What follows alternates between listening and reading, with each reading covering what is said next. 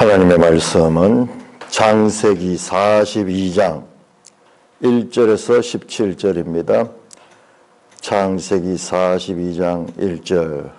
그때 야곱이 애굽에 곡식이 있음을 보고 아들들에게 이르되 너희는 어찌하여 서로 바라보고만 있느냐.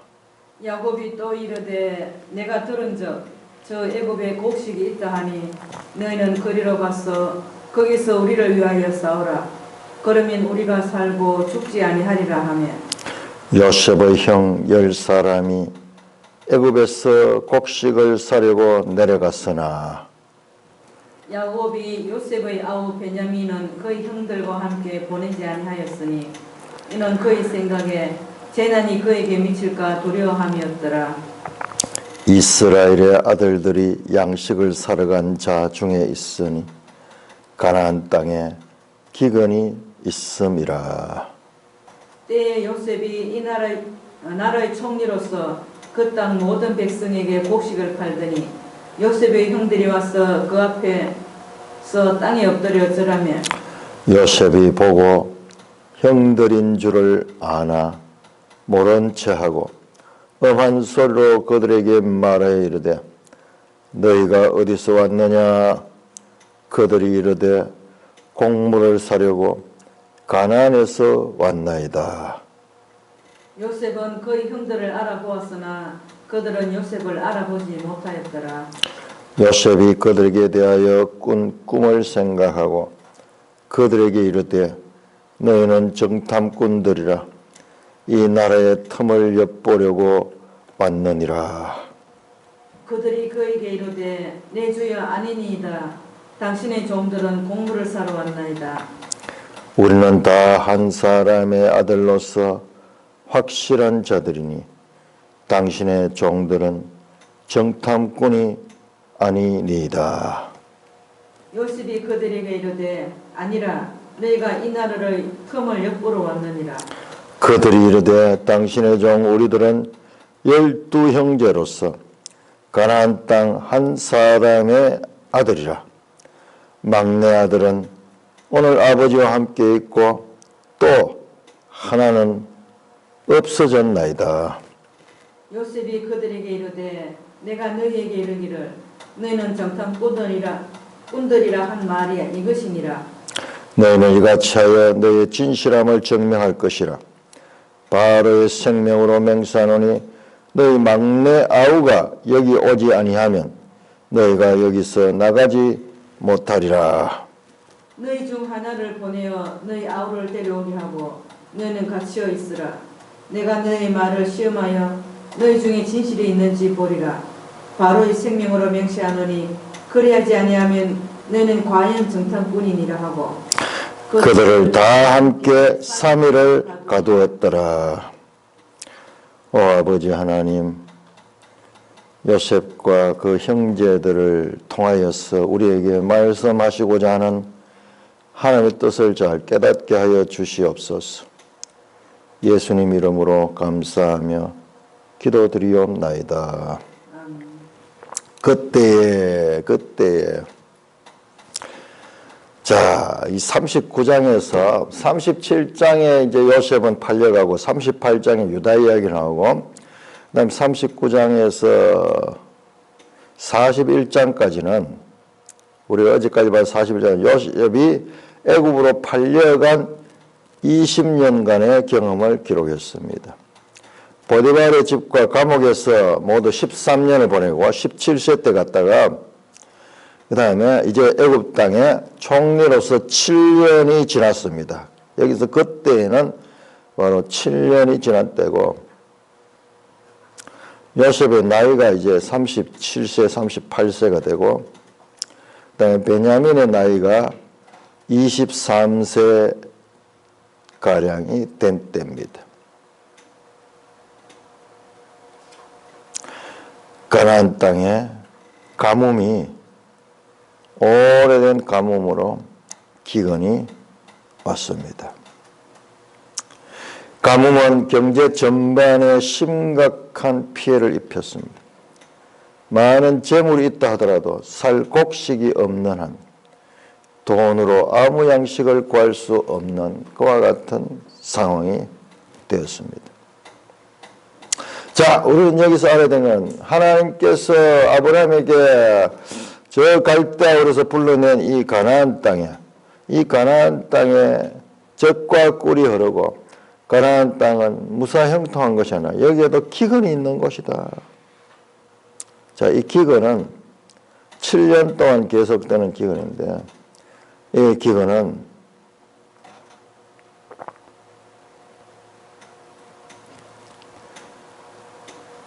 야곱 가족에게도 예외가 아니게 임했습니다. 그때 야곱이 애굽에 곡식이 있음을 보고, 이 당시에 이제 가난한 사람들은 이 먹을 양식이 없어서 애굽으로 행렬을 지으면서 그 애굽으로 내려가서 양식을 사서 목숨을 유지하는 그와 같은 지경에 이르게 되었습니다.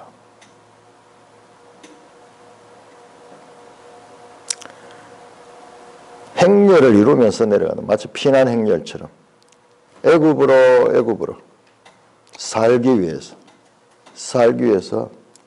애굽만이 살릴 수 있는 그와 같은 것. 2절 야곱이 또 이르되 애굽의 곡식 거리는 너희들 가라. 왜 너희들은 어찌하여 가만히 있느냐. 1절에서 지금 우리가 이제 곧 양식이 다 떨어졌다. 온 식구가 굶어 죽을 지경이다. 지금 여기 보니까는 이 아들들도 결혼을 해가지고 자녀들이 있어요. 그러니까 지금 대가족입니다. 르벤 같은 경우에도 지금 자녀가 둘이나 있어요. 그 부인이 있을 것이고, 그리고 엄청난 대가족들이 있는데 양식이 떨어져 가니까는 속수무책 서로 바라보고만 있는 거예요. 야곱이 형들에게 그 자녀들에게 말합니다. 애굽으로 가서 양식을 그래야지 우리가 살게 될 것이다. 3절 요셉의 형 10사람이 애굽에서 곡식을 사러 내려갔다. 12명 형제 가운데서 10사람이 갔고 야곱이 요셉의 아우 베냐민은 그의 형들과 함께 보내지 않았다. 왜? 이는 그의 생각에 재난이 그에게 미칠까 두려움하였더라.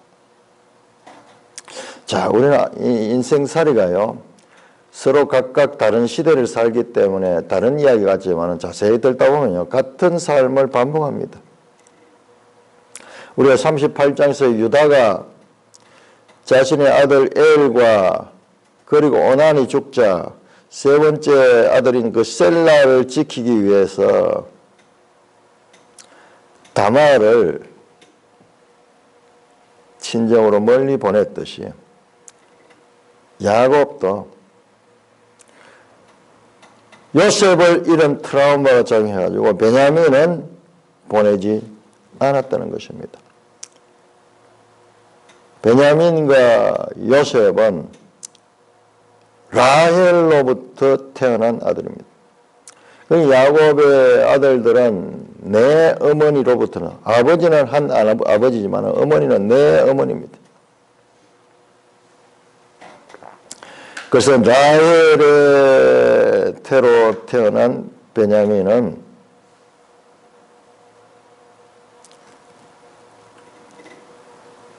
야곱이 보내지 않았습니다. 요셉에게 일어났던 일과 같은 위험한 일이 또 일어날까 싶어서 그런 베냐민은 따로 보호하고 있었습니다. 5절입니다. 이스라엘 아들들이 양식을 사러 간 자 중에 있으니 가나안 땅에 기근이 있음이라. 기근. 계속 반복된 가나안 땅에 기근이 있다. 그래서 이스라엘의 아들들, 야곱의 아들들이 양식을 사러 간 자 중에 있으니, 그러니까 우리가 여기서 상상할 수 있는 것은 양식을 사러 간 자가 지금 줄을 서가지고 행렬로 가는 게 대행렬로. 이 뭐 아프리카를 배경으로 한 그런 이 다큐멘터리 같은 거 보면은 이 짐승들도요, 물이 없으니까는 그 물을 찾아가지고 행렬을 지으면서 물을 찾아 내려가듯이 이와 같이 양식을 많은 무리들이 그 애굽을 살기 위해서 애굽을 찾아가고 있습니다.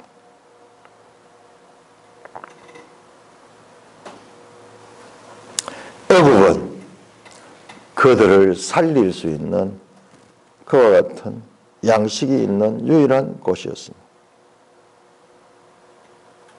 6절입니다. 때에 요셉이 총리로서 그 땅 모든 백성에게 곡식을 팔았다. 그 땅 모든 백성, 자기 나라뿐만 아니라 외국 사람들에게도 찾아오는 자들은 그 곡식을 팔았습니다. 요셉이 총리로서 가장 중요한 곡물 반출 업무를 직접 관장했습니다. 요셉의 형들이 와서 그 앞에 땅에 엎드려 절하매, 요셉의 형들이요, 이 총리 앞에 와서 절을 합니다. 자, 이 장면 6절. 이것이 바로 요셉이 17세 꿈을 꾼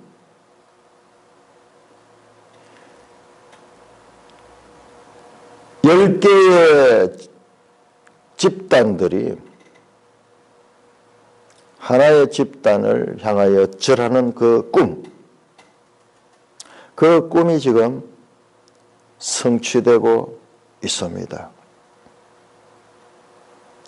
약 20년이 지난 후에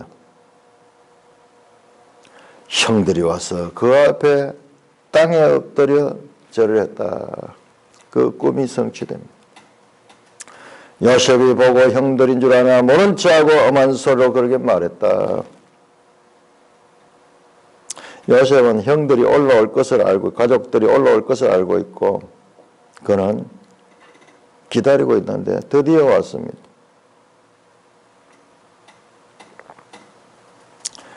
목소리를 엄하게 해서 어디서 왔느냐? 그들이 가나안에서 왔습니다. 요셉은 그 형들을 알아보았으나 그들은 요셉을 알아보지 못했다. 8절입니다. 자, 여기에서 요셉이 왜 이 형들을 아는 체 하지 않았는가? 아는 체 하지 않았는가? 9절입니다. 요셉이 그들에게 대하여 꾼 꿈을 생각하고 그들에게 대하여 그 꿈이 이대로 성취되는 것이에요. 그 꾼 꿈을 생각하는데 그 꿈은 지금 그 꿈이 이루어지는구나. 그래서 요셉은 인간적인 감정을 내려놓고 지금 더 큰 그림을 보고 있습니다. 자, 혹자는 그렇게 생각해요. 요셉이 왜 이렇게 형들을 속이고 있는가? 매일성경 7절, 8절 해설 보세요. 정말 잘 되어 있어요. 요셉은 형들과 더 견고한 화해의 길로 나가기 바랍니다. 깊은 상처일수록 조심스럽게 치료해야 하기 때문입니다. 요셉이 받았던 상처는 우리가 글로 읽어서는 느낄 수 없는 거예요.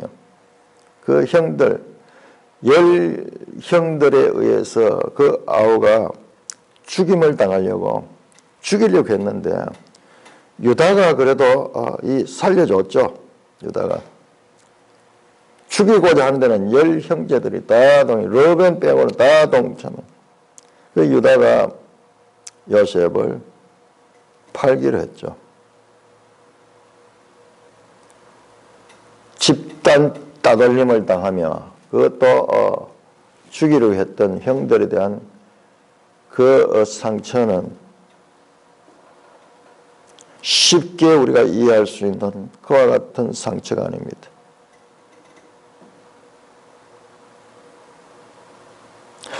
깊은 상처일수록 조심스럽게 치료해야 합니다.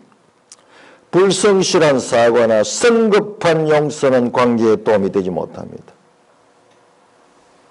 우리가 마음이 조바심이 나가지고 빨리 이제 그 불편한 관계를 벗어나고 싶어서 사과를 하되 불성실하게 또는 성급하게 용서하는 것은 그 상처의 근본적인 해결에 도움이 되지 않습니다. 오히려 상처를 더 나게 하기 쉽습니다. 우리 남북관계 한번 보세요. 남북관계. 자꾸 성급하게 평화를 이야기하는데 지금 안 되잖아요.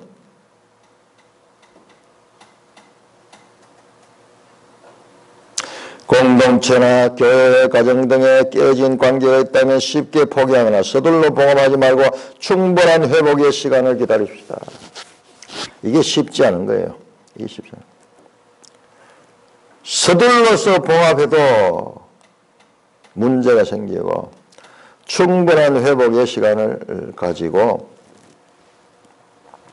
그렇게 이 관계를 정상화시켜야 됩니다. 요셉은 지금 20년이 지난 그 요셉은 옛날 그 어린 시절에 성급하고 경솔한 사람이 아닙니다. 모든 일이나 말이나 행동에 있어 가지고 큰 그림을 볼 줄 아는 그와 같은 책임 있는 자리에 있는 사람이니까 더욱더 큰 그림으로서 지금 일을 해결하고자 하고 있습니다.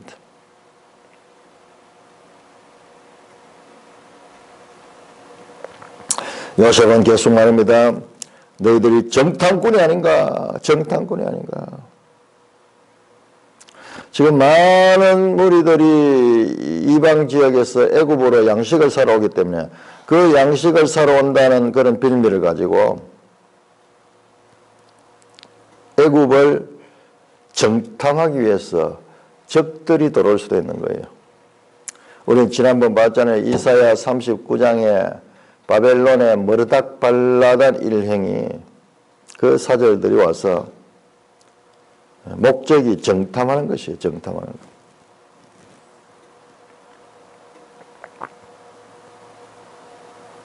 자, 그렇게 요셉이 그들에게 위협을 합니다. 그러니까 11절에 우리는 한 사람의 아들로서 확실한 자들이 당신의 정도는 정탐꾼, 우리는 정탐꾼이 아닙니다. 우리는 한 사람의 아들로서 확실한 자, 우리는 속이는 것이 없고 우리는 다른 배경이 없고 한 사람의 아들로서 확실한 신원이 확실한 자들이다. 자, 한 사람의 아들로서 한 사람의 아들들이다. 이 말에는요, 뒤집어 보면은 한 어머니의 아들은 아닐 수도 있어요.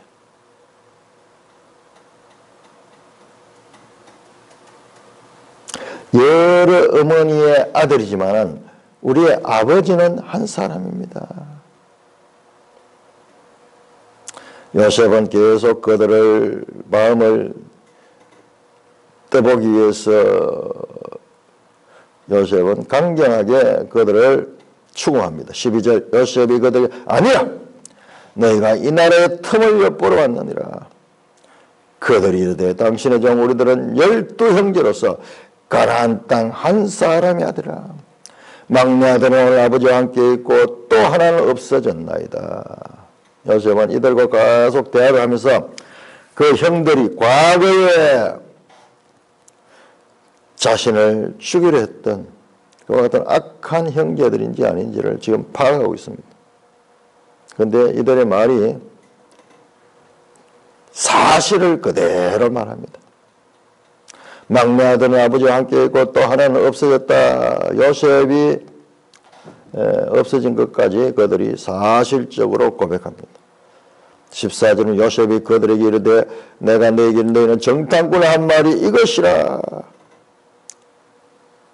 너희가 만약 진실함을 증명한다면 내가 바로의 생명으로 맹세하노니 막내 아우가 여기 오지 않으면 너희가 여기서 나가지 못하리라. 너희 중 하나를 보내 너희 아우를 데려오게 하고 너희는 갇혀 있으라. 내가 너희 말을 시험하여 너희 중에 진실이 있는지 보리라. 바로의 생명으로 맹세하노니 그렇지 않으면 너는 과인은 정탐꾼하고 그들을 함께 3일 동안 가두면서 한 사람만 가서 아우를 데리고 오라는 겁니다. 그리고 나머지는 다 여기에 구류되어 있으라 그렇게 말합니다. 요셉은 인정을 초월하여 그들을 회개시키는 목적으로 3일 동안 그들을 가두게 됩니다. 요셉의 행동과 말에는 깊은 통찰력이 작용하고 있습니다. 자, 42장 18절에서 38절까지 교독합니다. 42장 18절 사흘 만에 요셉이 그들에게 이르되 나는 하나님을 경외하노니 너희는 이같이 하여 생명을 보존하라. 너희가 확실한 자들이면 너희 형제 중 한 사람만 그 옥에 갇히게 하고 너희는 곡식을 가지고 가서 너희 집안의 굶주림을 구하고 너희 막내 아우를 내게로 데리고 오라. 그러면 너희 말이 진실함이 되고 너희가 죽지 아니하리라 하니 그들이 그대로 하니라. 그들이 서로 말하되 우리가 아우의 일로 말미암아 범죄하였도다. 그가 우리에게 액을 할 때에 그 마음의 괴로움을 보고도 듣지 아니하였으므로 이 괴로움이 우리에게 임하도다. 르우벤이 그들에게 대답하여 이르되 내가 너희에게 그 아이에 대하여 죄를 짓지 말라고 하지 아니하였더냐. 그래도 너희가 듣지 아니하였도다. 그러므로 그의 핏값을 치르게 되었도다 하니 그들 사이에 통역을 세웠으므로 그들은 요셉이 듣는 줄을 알지 못하였더라. 요셉이 그들을 떠나가서 울고 다시 돌아와 그들과 말하기를 그들 중에서 시몬을 끌어내어 그들의 눈앞에서 결박하고 명하여 곡물을 그 그릇에 채우게 하고 각 사람의 돈은 그의 자루에 도로 넣게 하라.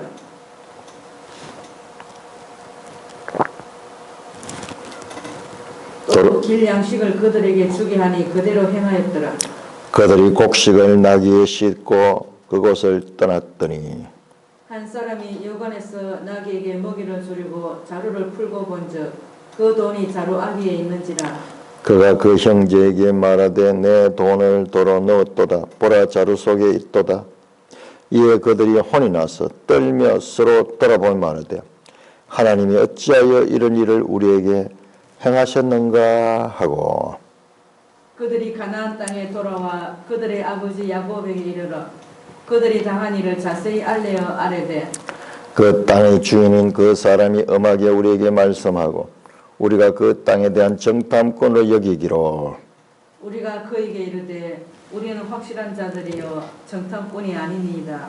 우리는 한 아버지의 아들 12형제로서 하나는 없어지고 막내는 오늘 우리 아버지와 함께 가나안 땅에 있나이다 하였더니 그 땅의 주인인 그 사람이 우리에게 이르되 내가 이같이 하여 너희가 확실한 자들임을 알리니 너희 형제 중 하나를 내게 두고 양식을 가지고 가서 너희 집안의 굶주림을 구하고 너희 막내 아우를 내게로 데려오라. 그러면 너희가 정탐꾼이 아니요 확실한 자임을 내가 알고 너희 형제를 너희에게 돌리니 너희가 이 나라에서 무역하리라 하더이다 하고 각기 자루를 풀고 본즉 각 사람의 돈 뭉치가 그 자루 속에 있는지라.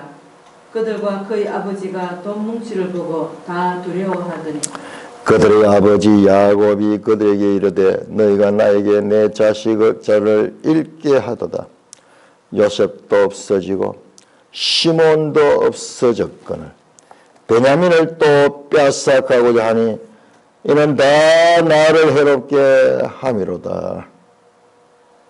르우벤이 그의 아버지에게 말하여 이르되 내가 그를 아버지께로 데리고 오지 아니하거든 내 두 아들을 죽이소서. 그를 내 손에 맡기소서. 내가 그를 아버지께로 데리고 돌아오리이다.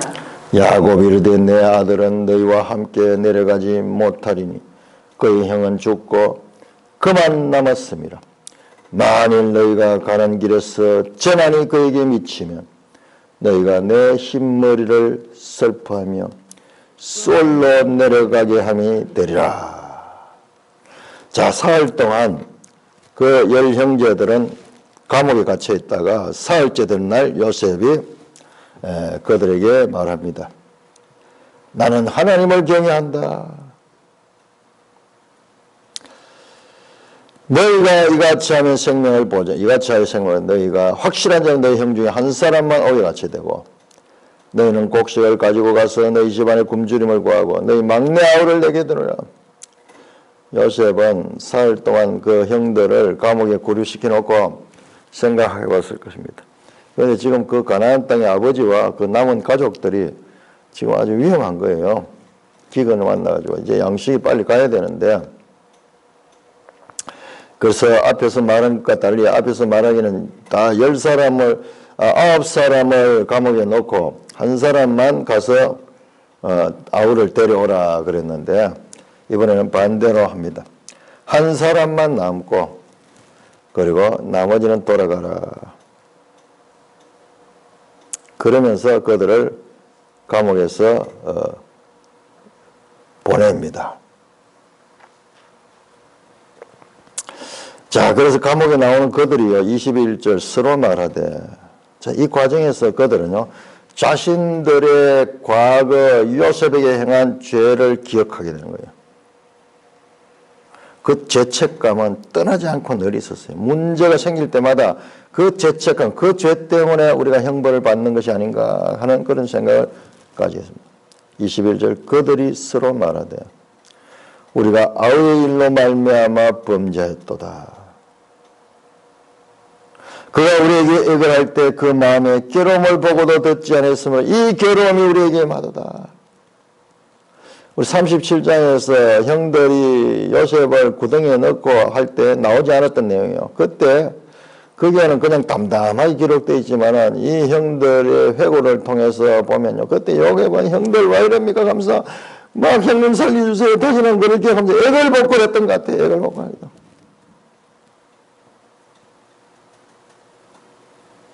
형님 잘못했어요. 살려주세요. 살려주세요.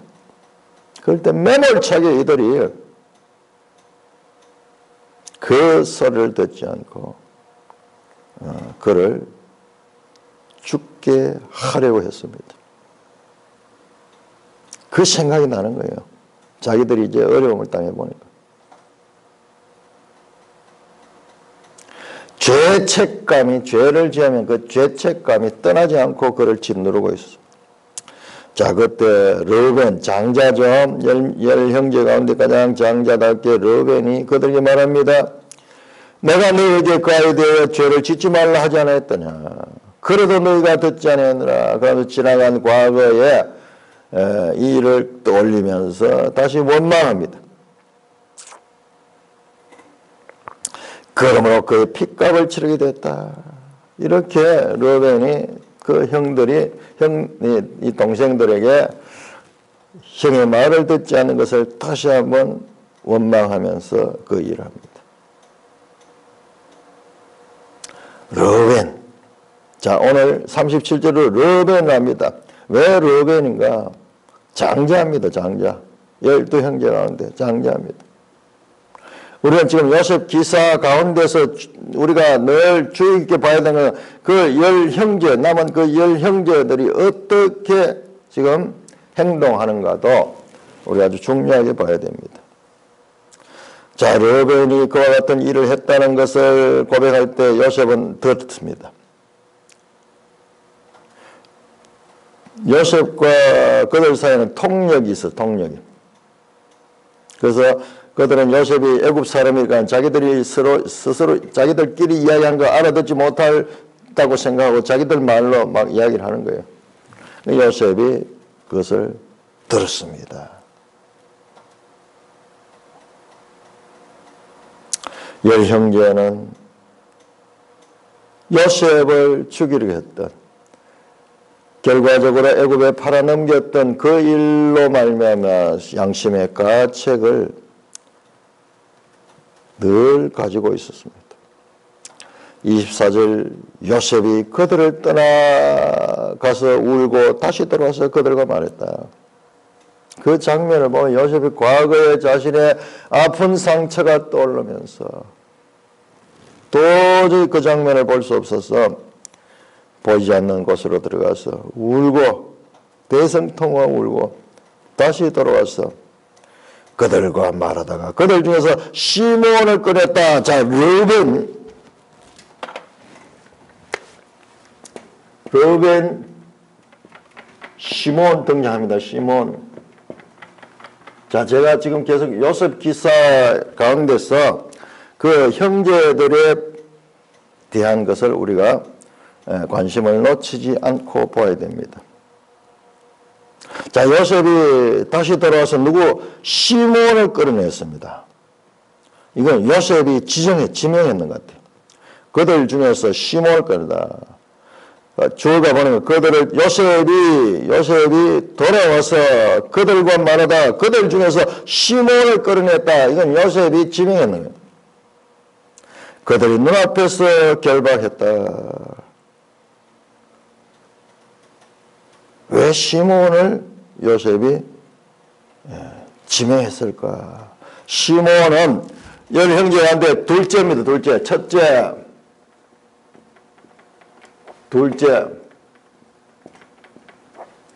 그러니까 르벤의 행위에 대해서는 이제 해명이 됐어요. 르벤이 그래도 요셉을 죽이지 않으려고 했구나 하는 것을 요셉이 이제 알게 된 거예요. 그러니까 르벤을 제하고 시몬을 볼모로 잡는 거예요. 시몬을 볼모로 잡는 거예요. 그렇게 볼 수 있습니다. 지금 그냥 아무 어떤 그 이 배경 없이 이야기가 흘러가는 게 아니라 그 배후에 우리 자세히 들다 보면은 왜 시몬인가 답이 나와요.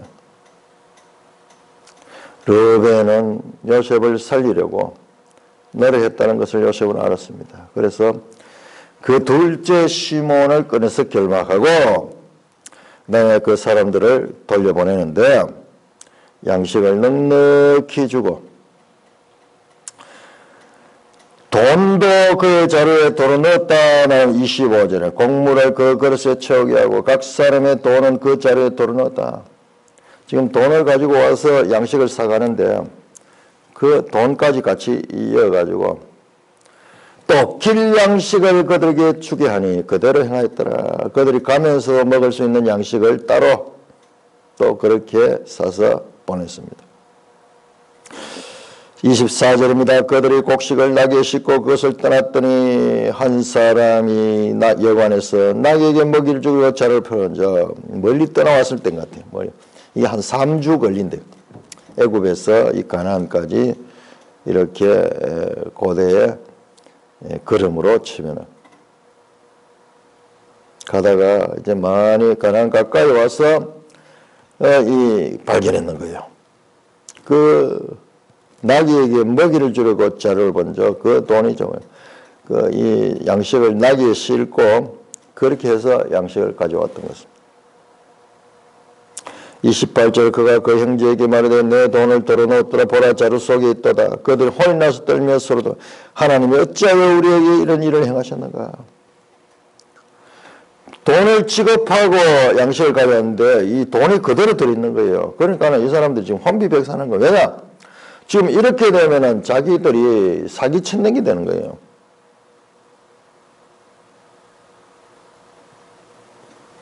그래서 그 형제들 가운데서 하나님이 어찌하여 이런 걸 우리에게 하는가.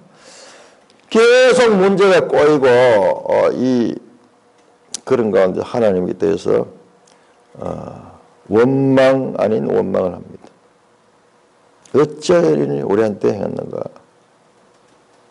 잘못하면은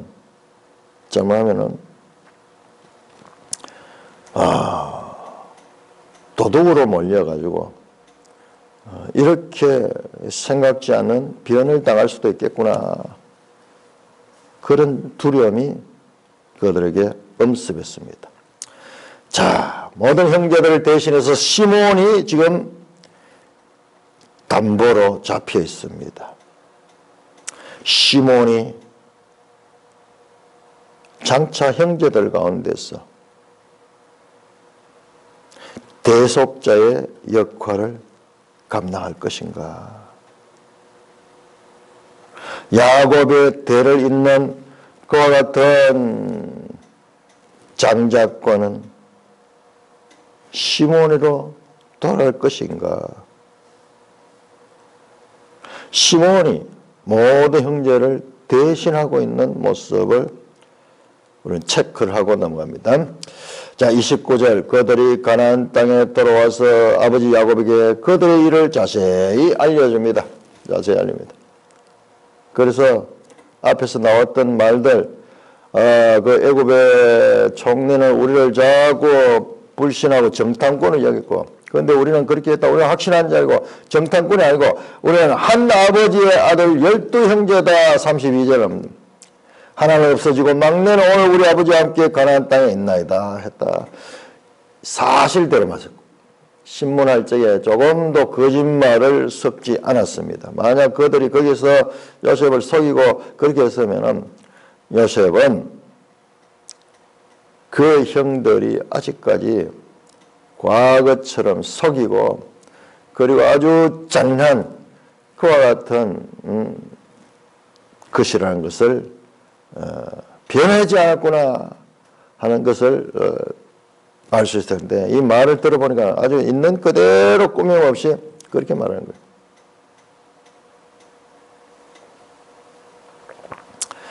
그래서 말합니다. 그가 이제 다음에 올 때는 아우를 데리고 오라. 아우를 데려오라.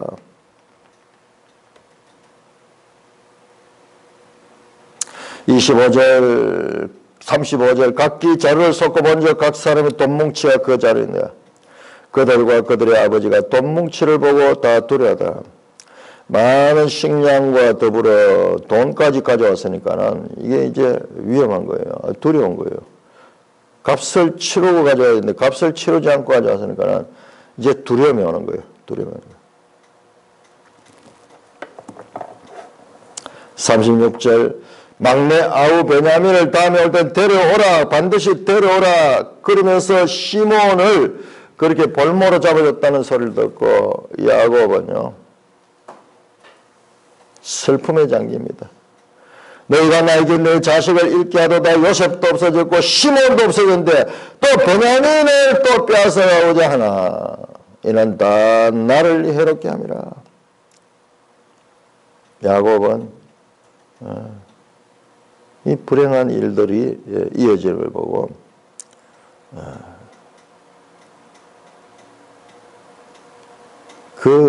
이 환경과 그 자식들이 그를 전부 다 그를 이제 늙고 힘이 없는 그 아버지를 괴롭히는 그와 같은 일을 한다고 탄식합니다. 그때 37절 르벤이 등장합니다. 르벤이 그의 아버지에게 말하대요. 내가 그를 아버지께로 데리고 오지 않거든. 그러니까 베냐민을 데리고 갔다가 다시 내가 반드시 데려오겠습니다. 만약 내가 이 베냐민을 데려오지 않는다면 내 두 아들을 죽이십시오. 그리고 그를 내 손에 맡기소서. 베냐민을 내한테 맡겨주면 내가 반드시 데려갔다가 데려올 것입니다. 내가 그를 아버지께로 데리고 돌아오리라. 야곱이 이르되 내 아들은 너희와 함께 내려가지 못하니 그의 형은 죽고 그만 남았습니다.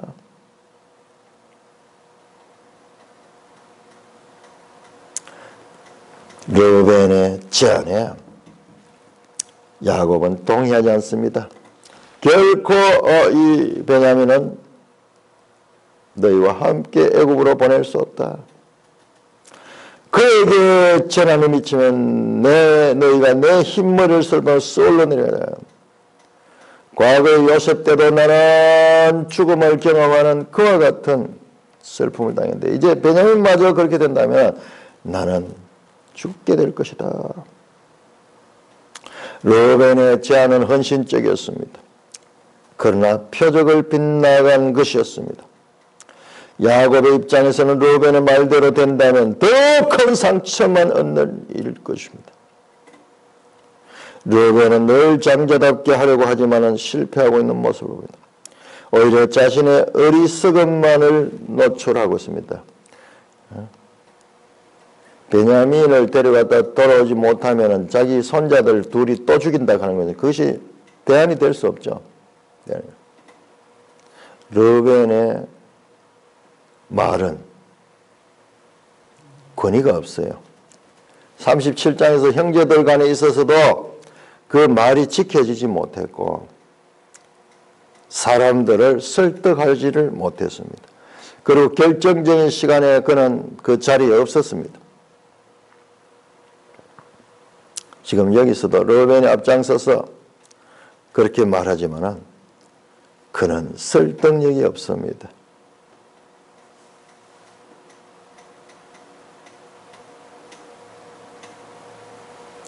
자,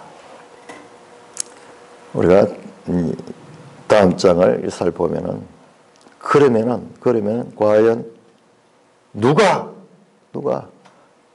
나서서 이 일을 해결할 수 있을 것인가?